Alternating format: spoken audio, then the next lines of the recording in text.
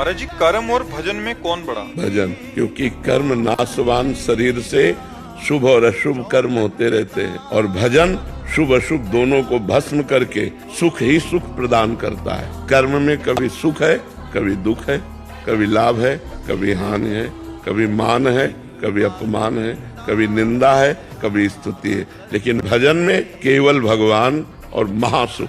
कर्म की ताकत नहीं कि अविनाशी पद प्रदान कर सके, भजन की ताकत है कि अविनाशी पद प्रदान करेगा। कर्म तुम्हारा अच्छा से अच्छा बनेगा तो स्वर्ग लोक जाओगे, वहां पुण्य भोग कर फिर मृत्यु लोक आओगे। लेकिन अच्छा भजन बन गया तो भगवान को प्राप्त हो जाओगे। कर्म से बड़ा भजन है। भजन करते हुए कर्म करो तो भगवान की प्राप्ति हो जाएगी।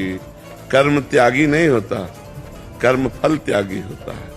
भजन करते हुए जो कर्म किया जाता है वो भगवान की प्राप्ति कराता है, और जो केवल कर्म किया जाता है वो अवश्य में वो भोक्तव्यम कृतम कर्म शुभाशुभम।